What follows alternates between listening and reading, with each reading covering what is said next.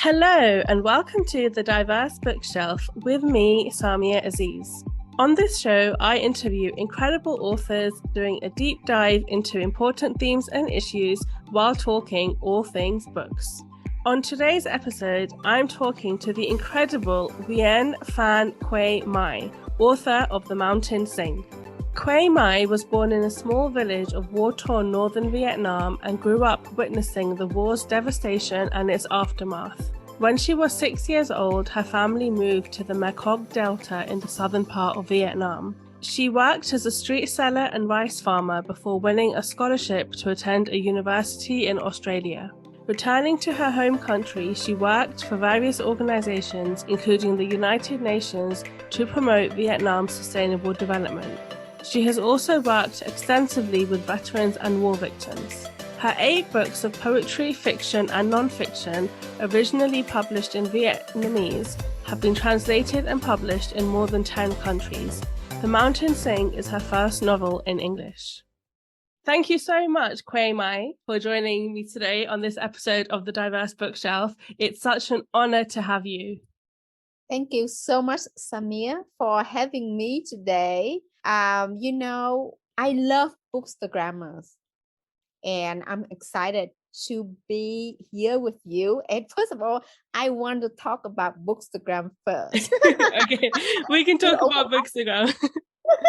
To open up our conversation, because I think one of the best things about me being an author is discovering about bookstagram, because I didn't, I was not on Instagram, so my publisher a few months before the Mountain Sings publication told me you should have an Instagram account and connect with readers there. And I'm like, what's Instagram? And I discovered that it is my world. It's like to be connected with people who love to read. Actually, you guys influence me all the time. I choose to read the books that I see reviewed, so thank you so much. So I want you to tell me about your work and when you became, a bookstagrammer, and what are the challenges that you face. Well, I want to say first and foremost that one of the best things about Bookstagram is when authors engage with us. And I think The Mountain Sing was something I reviewed quite early on in my Bookstagram journey. And it was so lovely to get comments and to be able to engage with you, to exchange messages, and to be able to tell you personally through Instagram what I thought of the book. It was so lovely. And ever since, you've stayed in touch and you're so responsive. And obviously, you've been using Instagram to talk about your new book, which is coming out next year, which is so, so exciting.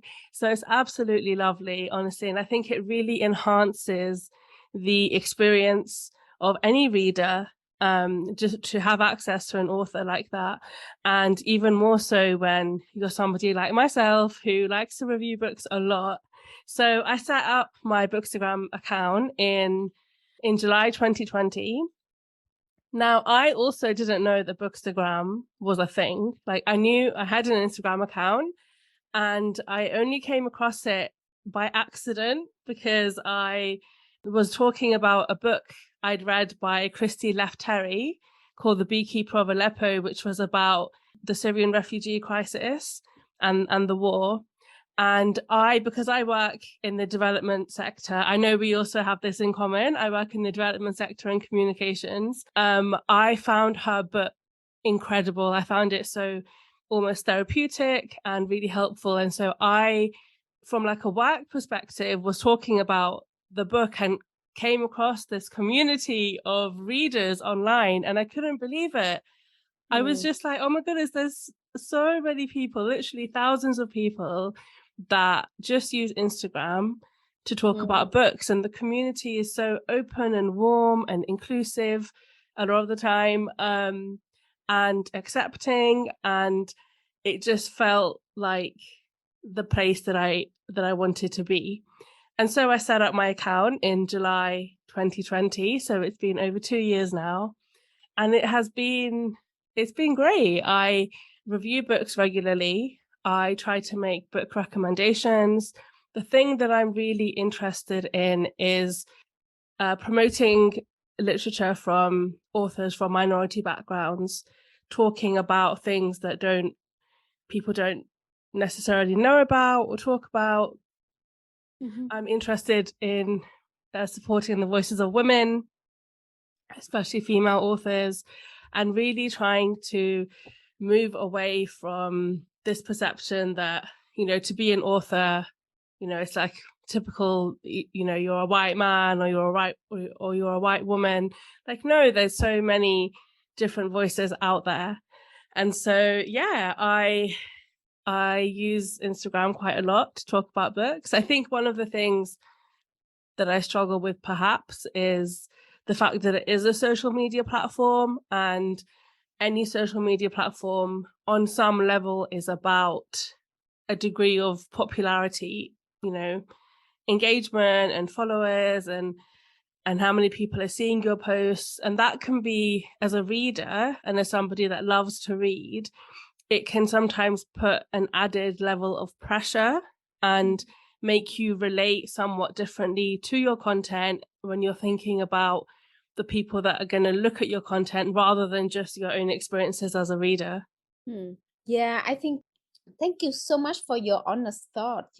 I really appreciate it. And I need to share that, as an author, I appreciate very much the work of bookstagrammers because I know how much work it takes to write a post, to take nice pictures, to create these amazing, videos. I mean, many of you done so much more more than I can ever do. I do not know how to make cool videos like many of you know how to. So I've been really admiring it and wishing I could do that, but it takes so much time and because it's social media, right? So there's pressure and it's very time consuming.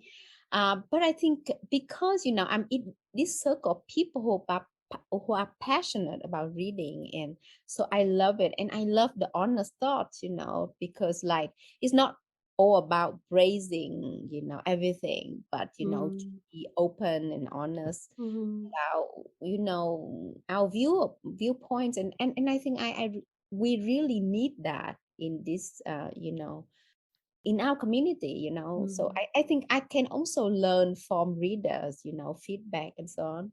So yeah, it has been really a lot of fun, and I really appreciate the support of readers like you, literary champions like you, because you supported me from the beginning. I remember when the Mountain Sing was released, it was launched into the pandemic. So, in the UK, bookshops were closed. And, in the UK, many bookshops did not have the Mountain Sing because, bookshops were closed. So, people didn't see my book. But then the Bookstagram community, changed that.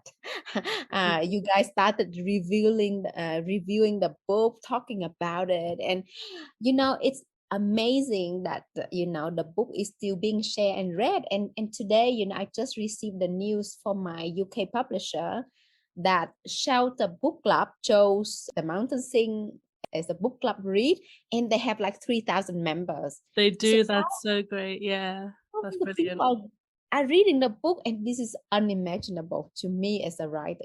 I need to say that the Mountain Sing was rejected by so many publishers when my agent tried to sell it because, many editors thought the book is very hard to read. It deals with trauma. They thought it was such a sad story. But I think as a writer, we need to confront the truth about the horror of war.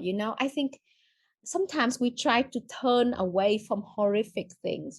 For example, look at the war in Ukraine at the moment. It's so horrific that we don't acknowledge it fully, the horror of it. But every day, because I lived through war, I'm thinking about the people of Ukraine, what they are going through, and it's heartbreaking, and it's unreal that there's so many sides of our world. We can live in peace and we have all of our comfort, whereas there are so many people who are suffering.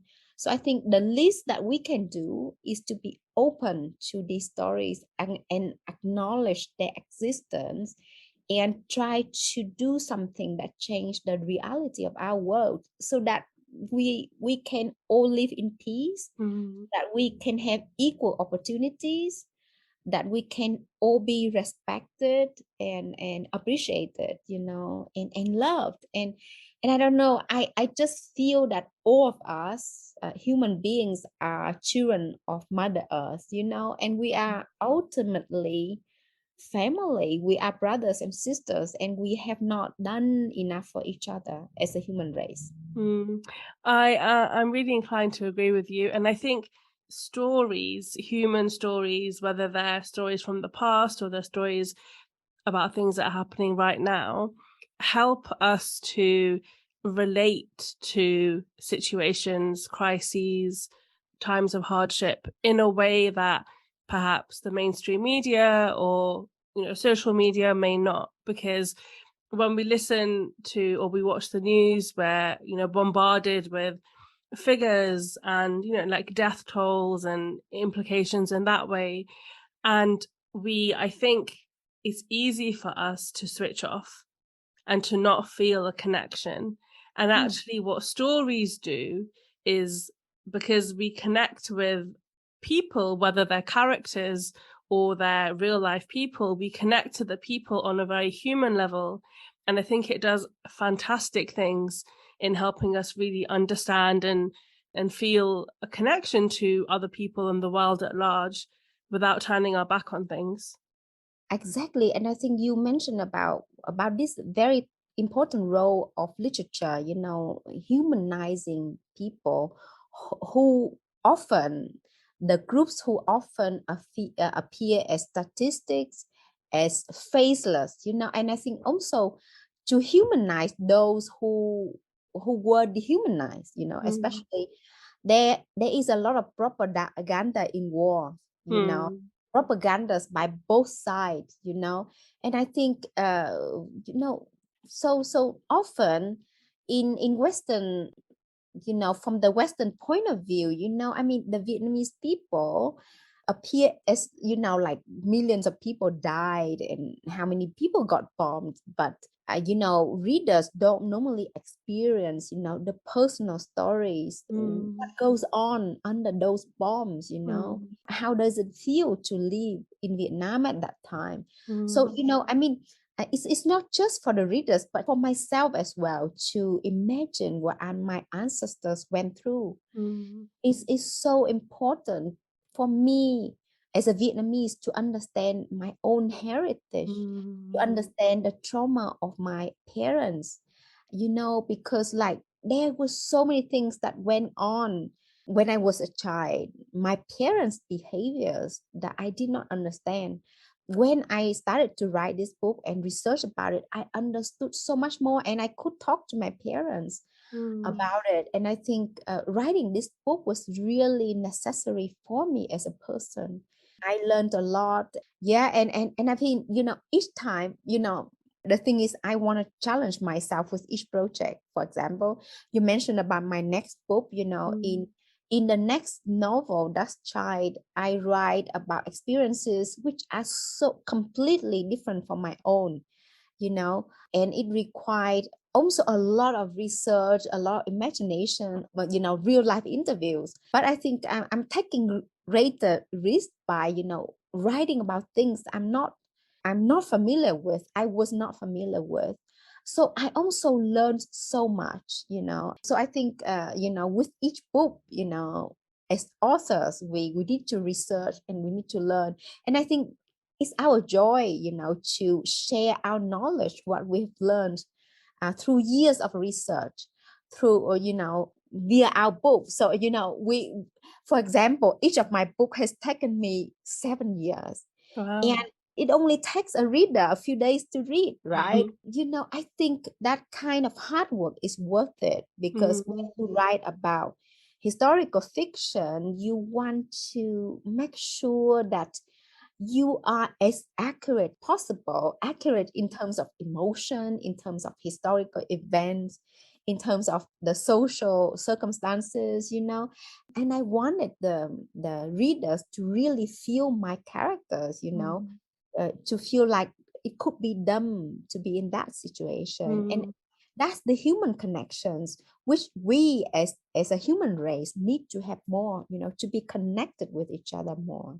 Absolutely, absolutely. You said so many incredible things just now, and I want to unpack a few of those. But before that, I feel like we've zoomed ahead. So I want to just go back a little bit. For anyone listening that may not have read The Mountains Sing, can you give us a brief introduction to your beautiful novel? So The Mountains Sing is a journey through Vietnam's 20th century history via the lives of the Chan family, told in the voices of two women, Grandma Diệu Lan and her granddaughter Hương. So it introduces the reader to Vietnam beyond the Vietnam War, that Vietnam is a culture, it's a country rich with literary traditions, delicious food, complicated family relations. And, it puts the Vietnamese people in the context, in the center of the Vietnam War, because, in terms of Western literature, normally the Vietnam War is seen normally via the viewpoint of Americans, who have written tens of thousands of books about the Vietnam War, but Vietnamese people are normally seen as the background, to the Western stories. So I wanted to write back against that narrative and put Vietnamese people in the center story, and talk about the many issues that we still have to deal with, because like in the book there are family members who fought opposite each other in the same war. So the issue of forgiveness, reconciliation are very very real and very important these days for many Vietnamese families. So you can say that the Chan family in The Mountains Sing represent many of the real life issues that Vietnamese people are still struggling with: reconciliation, forgiveness, overcoming the trauma of war, dealing with the aftermath of war, including missing family members. There's still hundreds of thousands of people still missing from the war. So millions of people are still living with the impact of Agent Orange. So I wanted to highlight some of these issues in the book. And the book is fiction, so our characters are not a real life person, but I understand that so much of it is based on the experiences of your own family and people that you have met over time. Can you talk about that a little bit? I can give an example. For those who have read The Mountains Sing, you will notice that Grandma Diệu Lan had to run away from her village during the land reform, and she had to abandon one child after the next to strangers to be able to save them. And this is exactly what happened to the grandma of my good friend. Wow. Yeah.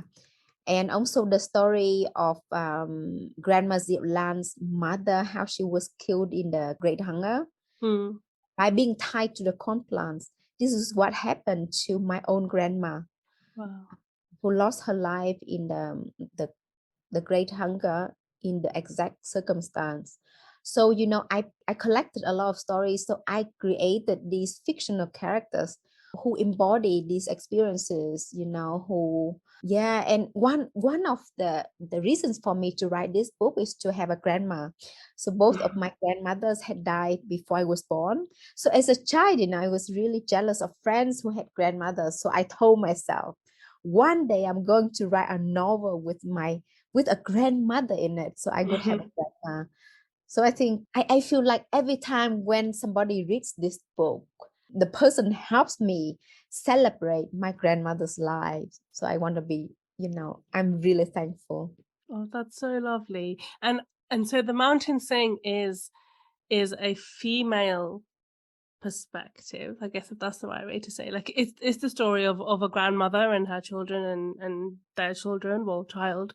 And that is quite different to what we see in a lot of discourse. History is often told in the through the lens of men, whether it's men that go to war or, you know, men that tell their family story.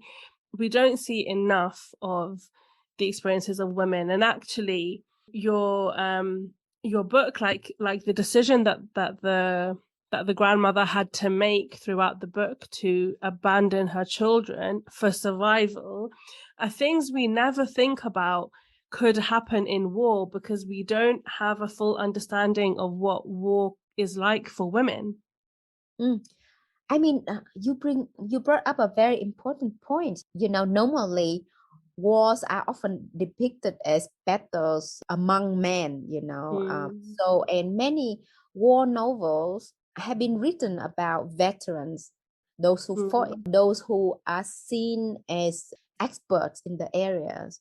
mm, And because I wanted to write a novel beyond the war, a mm, novel that include the different types of damages that war caused, mm, beyond the death and the injuries. I wanted to demonstrate the impact of war and armed conflicts on family relations, on nature, mm, on human relations, on so many different things. So mm, I think women, from the female perspectives, we can add many different dimensions to this type of historical fiction. mm, Also think that I have been really frustrated at how certain like important perspectives have been brushed aside, mm, buried, because they are considered not important enough.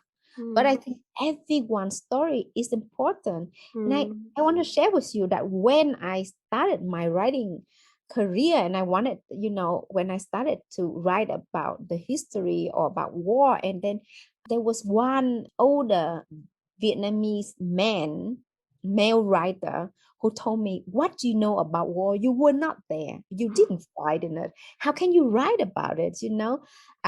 So, but I think, anyone can write about anything with research, with compassion, mm, with empathy. mm, And I think it's really important that we, as a younger, as the next generation, can honor the memories of the last generation, so that their stories are not forgotten. And I want to highlight that due to censorship, a lot of the things that I told in the mountain sing have not been documented in Vietnamese mm, literature. So I felt a duty to make sure that these stories are not forgotten, these stories documented somehow. So that's why I interviewed a lot of people, not just for the purpose of writing a book, but it's for the purpose of understanding of. And I feel there is still so much to learn. absolutely. And it was really interesting in what you just said, the reality of war. And I just feel like narratives don't go far enough in explaining how devastating war is, in the way that you said, on the environment, on families, on culture, on traditions. Like, it tears apart everything. It is ugly. Like, we have this so many notions floating around that are like, you know, war is glorious, it's patriotic, it's something to celebrate, or winning is something to celebrate. But actually it's not. And I think for me personally, like, the more I look into war and crises and conflict in my own family history, the more I realize like how broken we still are generations down the line as a result of it. And the healing that has to happen takes a very, very long time.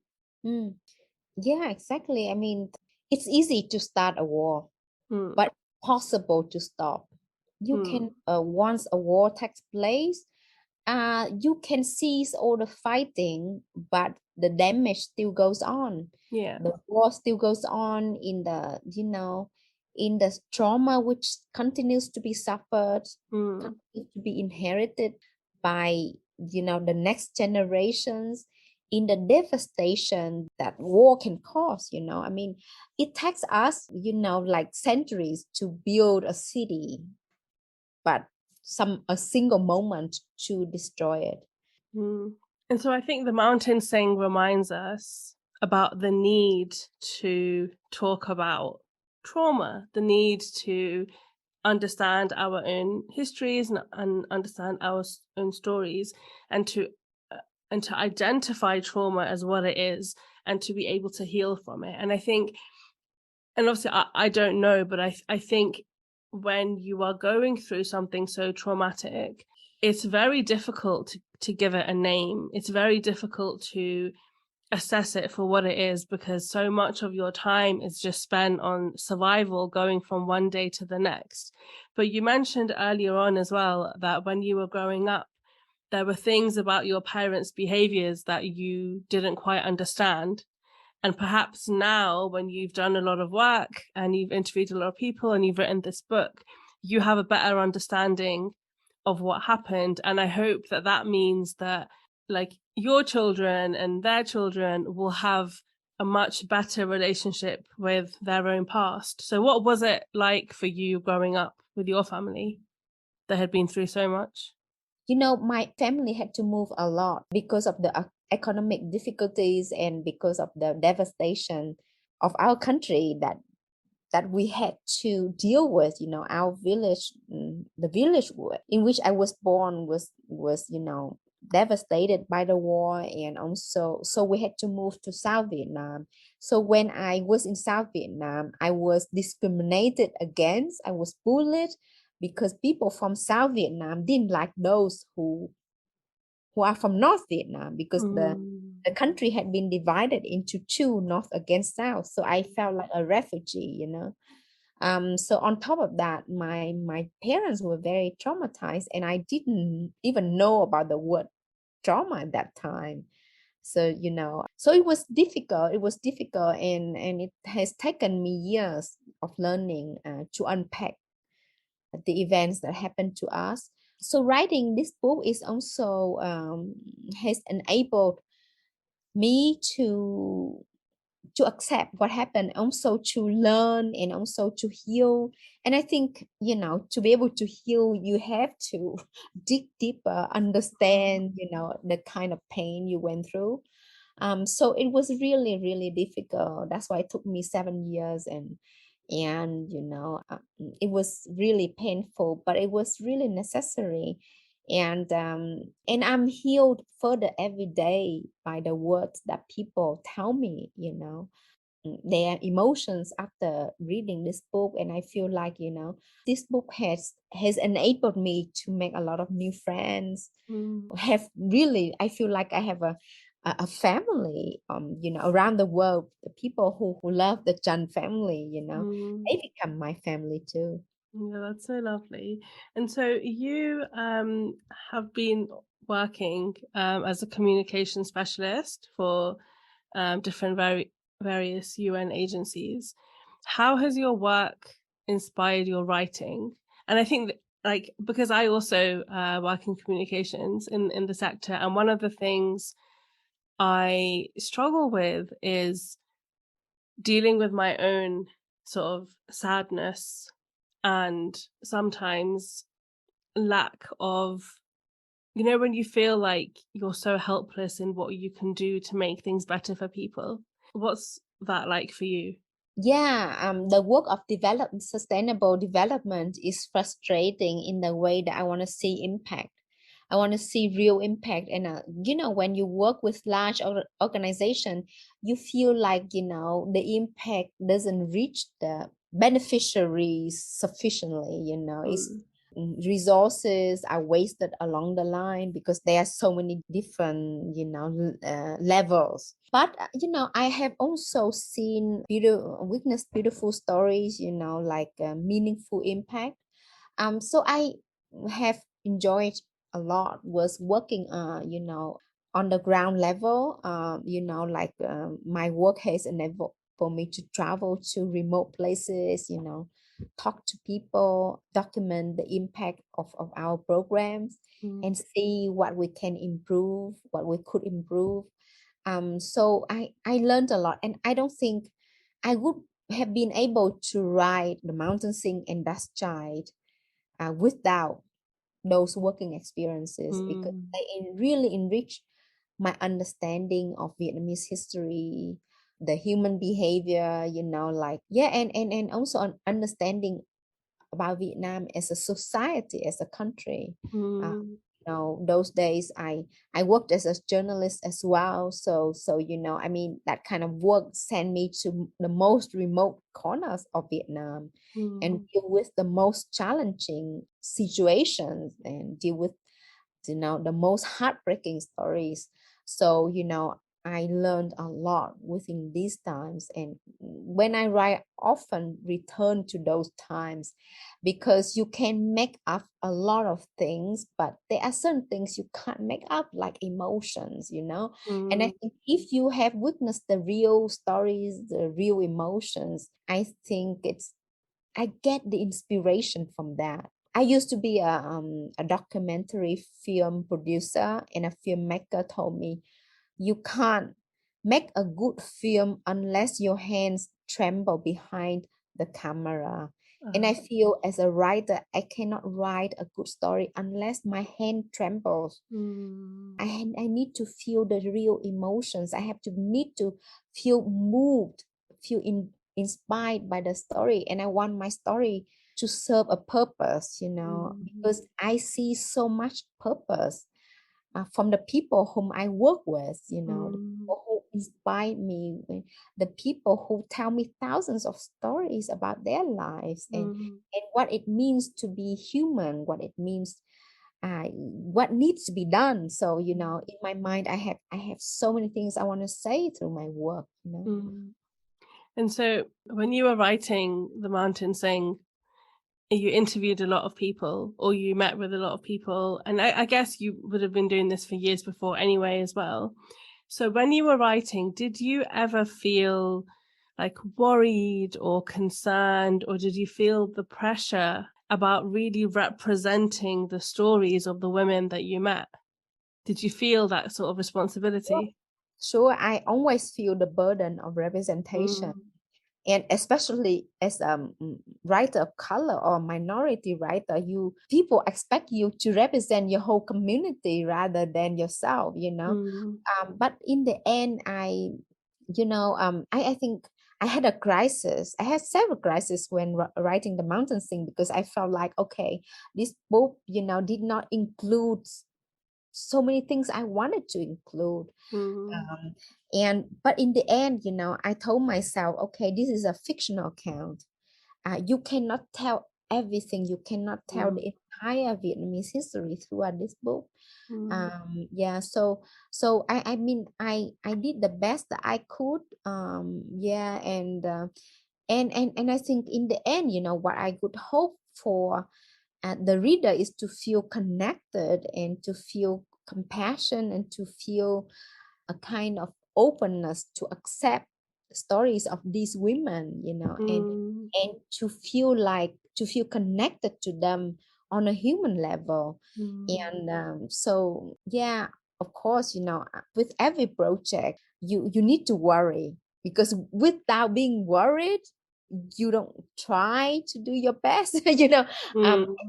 I think, if I'm not worried about something, then I'm satisfied, and that's not good.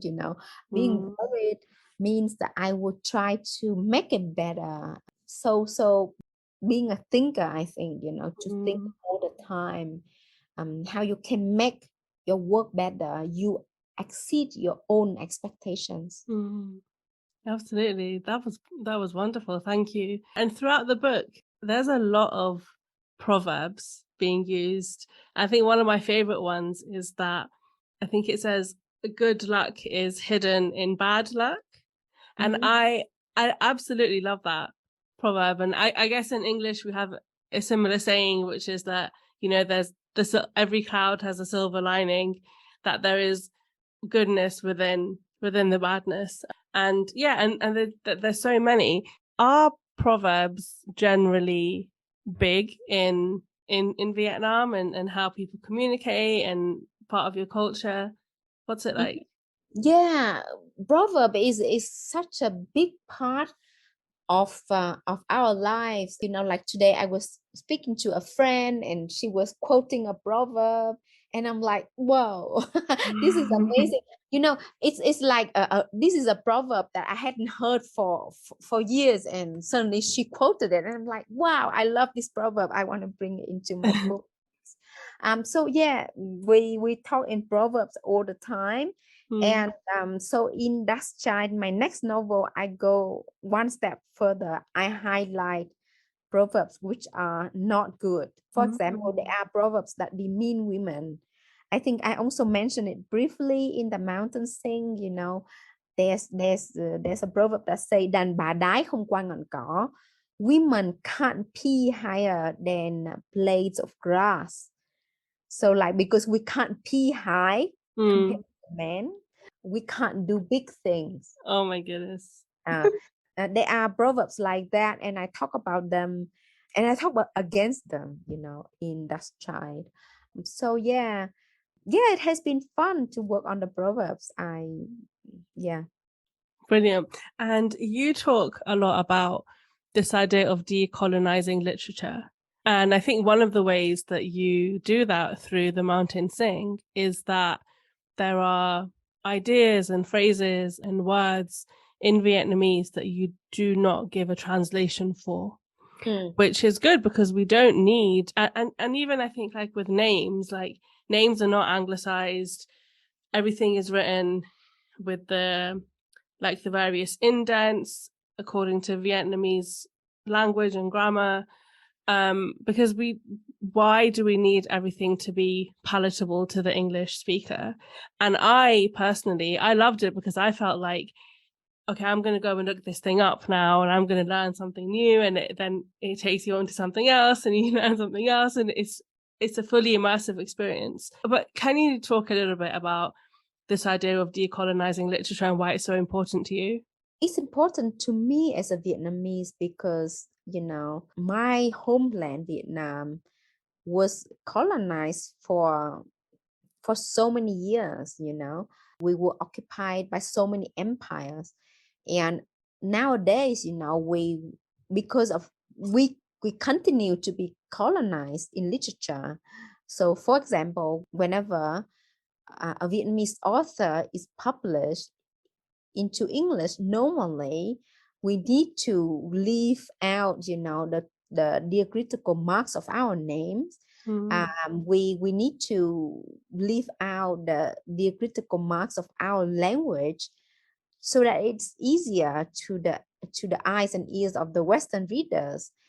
This is the normal situation, and I want to change that. I want to undo the loss that the Vietnamese language has suffered due to this colonization. So so I would in my decision to keep my name in the Vietnamese way, I may have lost readers. In my decision to keep the authentic Vietnamese names in the book, I might have lost some readers, but I would rather do that than show disrespect to my culture by changing it, for commercial gain. And I feel, as a Vietnamese, I really am very proud of my heritage. And, and I want to challenge the readers to accept our culture and language as it is, and to invite you to be fully immersed in the Vietnamese culture. And I think readers are so generous, readers want to do that. Reader want to experience something new, something fresh. So I think readers, by accepting work as mine, is helping to change the publishing landscape as well, because by supporting books as mine, you tell publishers, keep publishing these type of books, the books of writers of color, of minority writers, because we need to read these books. And I think that's so important. That's why it's so important for us to read diversely, to support writers of diverse cultures. And I think it is so healthy for the publishing world. Absolutely, because I know that this was your first book in English as well. You've written a lot in Vietnamese, but this was your first book in English, and you may not have known how it would be received, but I really hope that you feel content and you feel satisfied with that, because I think it will hopefully set trends as well. Yeah. I mean, I think we are seeing a lot of changes, at the moment. Even, some Western writers, when they write with Vietnamese words, some of them are putting, the diacritical marks. That's so great. Yeah. They are retaining the diacritical marks, and I encourage them to. Yeah, that's brilliant. So we know a lot about how the book has been received, like in the West, or especially in the UK, because that's where a lot of my book blogger friends are, and I know many people that have absolutely loved it. But how was the book received in Vietnam? I know it's written in English, so maybe it won't have been widely read, but how have people from Vietnam or in Vietnam found the book and related to it? So the book is not yet published in Vietnamese language. Hopefully soon. The reason is that I'm still thinking whether I should translate it or I let somebody else translate it. So it's and I haven't had time to translate it yet. So I think about it. Also, I think in Vietnam, it's actually, I was amazed that it's being read quite widely by the English speaking community, including younger Vietnamese generation who read in English. And I've had book club, many moving book clubs with Vietnamese, and the book is being used in the curriculum of many international schools there. Wow. So I was back to Vietnam recently, and I was invited by several universities and quite a few international schools. So that was most amazing. Yeah. That's brilliant. When you initially set out writing the book, what did you hope would come as a result of it when readers would pick it up? I think I wrote the book for myself. First and foremost, I wanted to have a grandma. So I wrote a book to have a grandmother and to understand my family history, the heritage, Vietnamese history, and so many other things. So actually the book has done much better than my wildest imagination, like now it's being translated into so many languages and being read around the world. This is something I did not imagine it to be like this. I'm really much inspired by the response from readers. Tell me they want to know more stories from Vietnam. So I have really enjoyed the opportunity to be able to introduce them to more books from Vietnam, to other Vietnamese authors, to Vietnamese literature as a general. So I've enjoyed talking about things beyond my book, Vietnam as a country, as a culture beyond my book. Yeah. And so Dust Child hopefully will be released in 2023. Can you tell our listeners a little bit about it? Oh, so I'm really excited about Dust Child. It will be released in March 2023 in the US and Canada, and in the UK and Commonwealth country, I think in April 2023. So I'm really excited about this book. So this book is also set in Vietnam. It is about Amerasians and their parents. Amerasians are children of American soldiers and Vietnamese women born in, and those in my books were abandoned during the Vietnam War. So they suffered trauma, and in reality, tens of thousands of Amerasians are still looking for their parents, and their stories are absolutely heartbreaking. This book was inspired by my experience working as a journalist, helping people to unite with each other. So I helped some people find each other more after more than 40 years, and the stories was just unbelievable. Wow.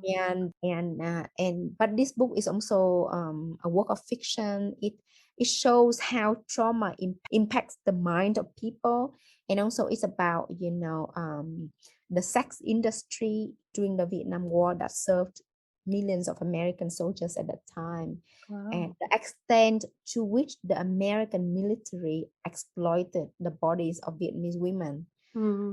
So this book deals with many things. Yeah, and I did a crazy thing. I wrote in the viewpoint of a traumatized American man Mm. who was who was a helicopter pilot during the Vietnam War. So to write about that, I had to learn a lot about helicopters, Mm. interviewed a lot of Vietnam veterans, and yeah, I had fun writing in the viewpoint of an Yeah. American man. Because traditionally there have been many American men who have written in the viewpoint Mm. of Vietnamese women. So I Mm. want to write back, you know. Wow. Yeah, and so there are two Vietnamese sisters in the book, Mm. and there is one Black American who's the narrator in the book. So I have four narrators in this book, and this book also took me 7 years to write. Wow. And I mean, everyone who read the novel have told me that they cry. Oh. They also laugh. The story is also filled with joy. It's a celebration of the human spirit, but it also deals with the horror of war and Mm. conflict. Mm. And I think that about The Mountain Sing as well, because I cried a lot reading that book. It was so sad and tragic, and like so much trauma was being presented and explored. But there was something so gentle about it and filled with hope and resilience that really made it almost feel like good tears, like not happy tears, but good tears, in the sense that it didn't feel hopeless, and it didn't feel like sometimes you read a book and you're just like, I can't see the light at the end of the tunnel. It doesn't feel like that at all. Thank you, that means a lot. And I have one quick question actually so both of your novels are historical fiction. So what is it like trying to balance the fiction side and being able to invent people and situations, and also trying to be historically accurate and true to the stories that you research? It's really hard, this balancing act. I mean, Mm. and I think you can only do it after you try many times and you fail and you learn. I Mm. think it's your gut as a writer. But I have said before that being the work of a novelist is the work of a gardener. The research that we do sets the foundation of our garden on which we Mm. will grow our tree. Mm. The more research that we do, the richer the soil. Mm. So when we grow that tree, we use our imagination, our creative techniques to build the branches, the trunk for the tree, and Mm. to give leaves to our tree. But in the end, it's the reader's interaction which will give the flowers and fruit to the Mm. tree. So I think readers play a very important role, because when a book is written, it's not finished. It is Mm. the interaction which makes the book achieve the next level. The reader's interaction with the book will give the book life. Mm. A book is dead if nobody reads it. Mm. When someone reads it, it is alive, and Mm. it is transformed into a new thing depending on the reader's experiences. Mm. So I think everyone experiences a book differently depending on their own background, their own expectations, their own experiences. And that makes it wonderful. So there are many different versions of a book depending on who reads it. That's so beautiful. And I think it's so true, because you can write a character, but the character only comes to life when it's being read by a person. And then for me anyway, like I feel like characters stay with me for much longer after I finish the book. I'm often thinking about them, and it definitely happened with The Mountain Sing. I was thinking about grandmother for a long time afterwards, and everything that she endured. Even though I had finished reading the words, she was still to me very real for a long time afterwards. And even now we're talking about her, I almost feel like she's in the room. Thank you so much. That means a lot. Thank you.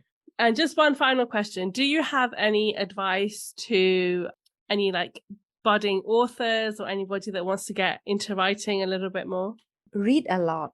You can't be a good writer unless you read a lot. You know, and when I get tired of writing, I just pick up a good book and I feel charged with energy again. Yeah, the best part of being a writer is being able to read and call it a part of your work. Yeah, that's lovely. Yeah.